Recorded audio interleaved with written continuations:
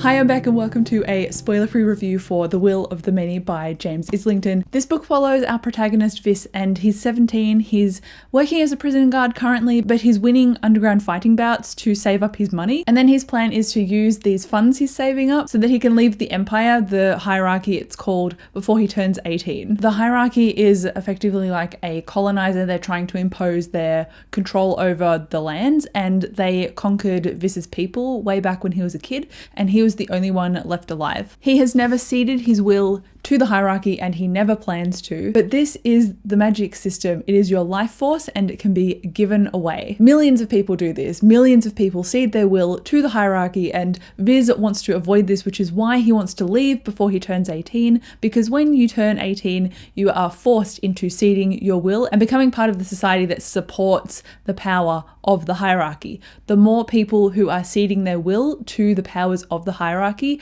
and the further up you go, the more strong people will be because they're taking on your life force. Viz is taken and honed and trained up, and he's sent off to the academy. He's ultimately sent there to solve a murder, and he has to survive and rise through the academy's ranks by pretending that he's like everybody else. If the hierarchy find out his true identity, they will kill him. This book is popular for a reason. That synopsis was so intense and dramatic, and that's what this book captures. And even though it's fast-paced and gripping, the depth of it as well really surprised me. The grief that Vis experiences well from losing his family is not just part of his backstory. It's given really careful consideration, and he reacts to it really powerfully. Whereas in some other fantasy books I've read, young adult and adult alike, I've looked at the main character who has had this, woe is me tragic past, and that was very much not the case for this character. His grief and identity were given gravity and consistency throughout this book, and it's not just an assumed part of his character as that's just a backstory footnote.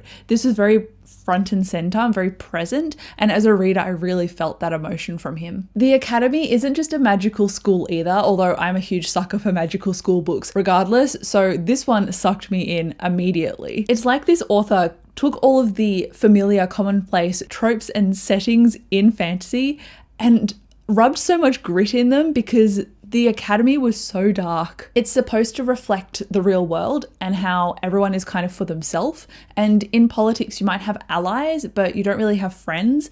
And everyone really had to carve out their own space in this book for themselves. And that was very apparent. I also love how all of the characters in this, no matter how minute they are in the story, have all had their own space carved out for them. They all felt like a fully formed, realized cast, and I loved that. Even though obviously we're only following Vis, I just love seeing the scope of all of the characters that made up this book and made it as good as it was. Vis's characterization is really measured and intelligent as well, and he's a 17-year-old that has experienced significant trauma, so you really felt and understood that. But I like the balance of he's still 17, so at times he could be pretty impulsive, but he's had to pretend and hide his past his whole life, and he's quite used to doing that. So oftentimes he had really good explanations for his impulsive behavior or a way to cover himself, and I really appreciated his quick thinking. It just added to the depth of his character and how measured he is. Like I've said, he thought things through, and I honestly just love a character who has a brain. I love it when they're smart. There was also a genuineness to Vis that shone through in these interactions. It wasn't all a lie. It wasn't all a facade. Some of it was seeing through to him and who his true self was, but he knew that he couldn't show all of himself. He couldn't trust entirely people who were around him, and you really see that struggle within him as well as how he presents. And I like how this book really deals with those two sides. The way this book makes Vis recognize his image versus his true self is really fascinating, and he can definitely recognize it in others and exploit it as well. He looks for people's tells. He seems to have this understanding of how people work, and I really enjoyed reading about all of the different interactions and then micro analytics of the little interactions that are playing along under the surface.